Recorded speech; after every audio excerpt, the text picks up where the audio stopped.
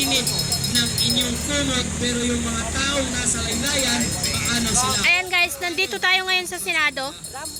Ito po. Parang kiti-kiti na itong mga kapulisan. Ano meron? Butot naman na.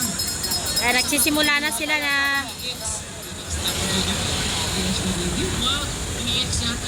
barikadahan dito.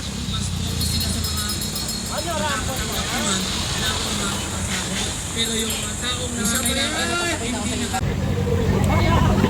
Sabi niya ako kasi bawal daw magmura. Okay lang kasi kamura-mura ng mga tatay sa loob, ha? So, dapat lang kamurain.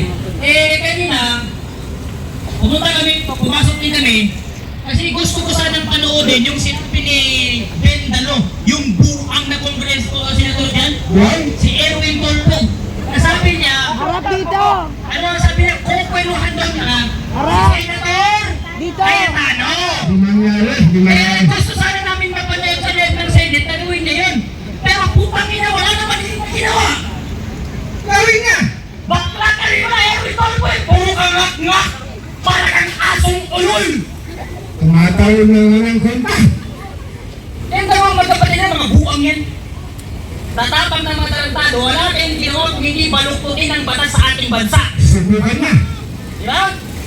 Pag sila ang nag-out, makabayan sila. Pero pag hindi sila sinipot, wala daw sa konstitusyon, wala sa batas ng Senado.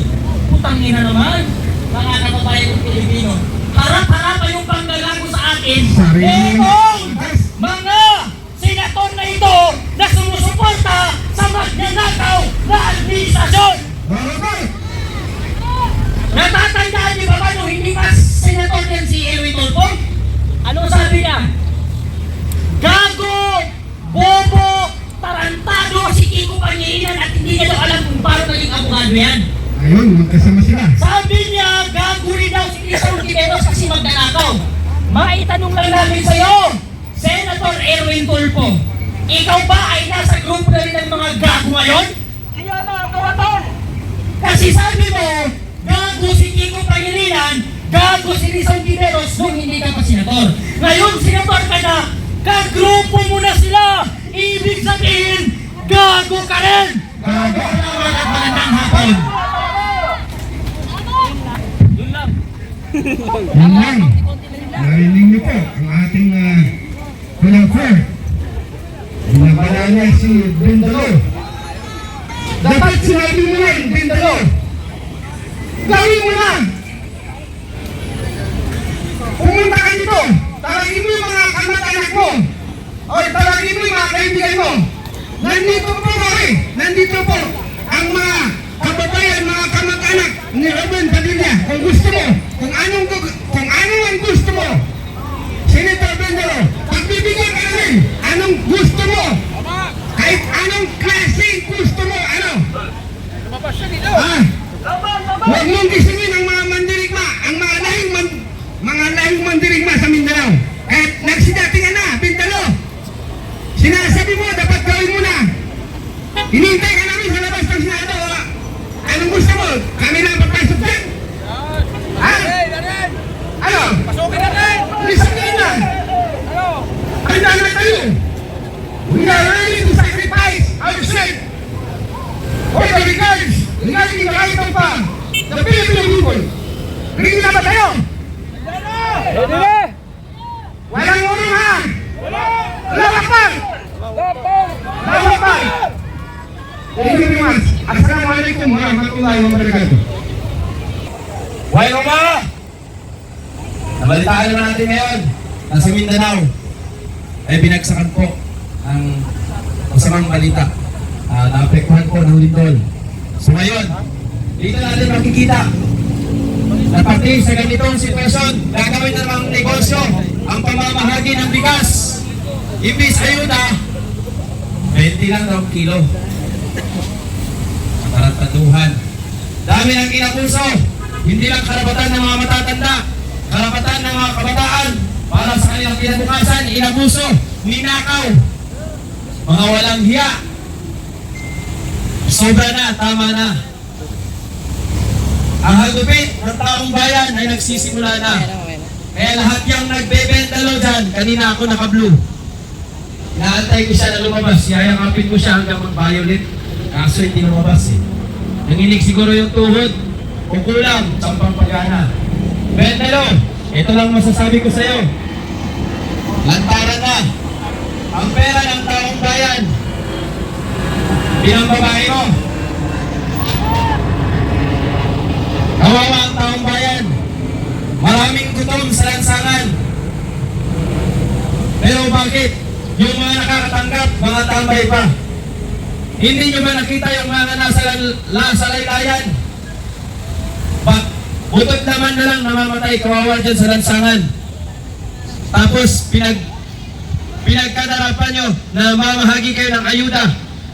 Pero ang nakakatanggap, yun pang may mga trabaho. Pero yung mga senior citizen, nakapuspalat, paano sila?